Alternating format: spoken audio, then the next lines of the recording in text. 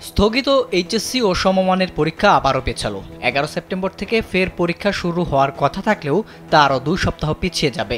বাকি থাকা পরীক্ষাগুলো অর্ধেক নম্বরে অনুষ্ঠিত হবে বলে সিদ্ধান্ত হয়েছে। মঙ্গলবার শিক্ষা মন্ত্রণালয়ের অন্তর্বর্তী সরকারের শিক্ষা উপদেষ্টা ওয়াহিদুদ্দিন মাহমুদের সভাপতিত্বে অনুষ্ঠিত সভায় এই সিদ্ধান্ত নেওয়া হয়। ঢাকা শিক্ষা বোর্ডের চেয়ারম্যান অধ্যাপক তপন কুমার সরকার গণমাধ্যমকে এই তথ্য জানিয়েছেন।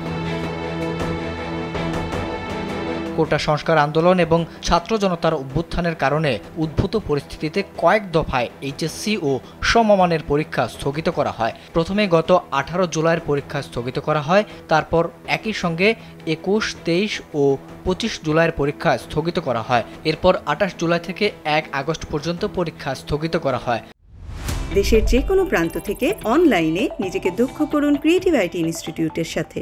গত 5 আগস্ট সরকার পতনের পর সিদ্ধান্ত হয় 11 আগস্ট থেকে নতুন সময়সূচিতে এইচএসসি ও সমমানের পরীক্ষা নেওয়া হবে, কিন্তু পরে জানানো হয় 11 আগস্ট পরীক্ষা হচ্ছে না। সর্বশেষ আগামী 11 সেপ্টেম্বর থেকে নেওয়ার জন্য অন্তর্বর্তী সরকারের কাছে প্রস্তাব দিয়েছিল শিক্ষা বোর্ড। সেটি অনুমোদন করে দেওয়া হয় নতুন রুটিনও। তবে 2 সপ্তাহ পিছিয়ে ঠিক কবে থেকে শুরু হবে পরীক্ষা সেই তারিখ এখনও দেওয়া হয়নি। যদিও শিক্ষার্থীরা অটো পাস চাইছে, তারা বলছে আন্দোলনের কারণে আহত হয়ে অনেকে হাসপাতালে ভর্তি। এছাড়াও তারা এই মুহূর্তে পরীক্ষা দিতে মানসিকভাবে প্রস্তুত নয়।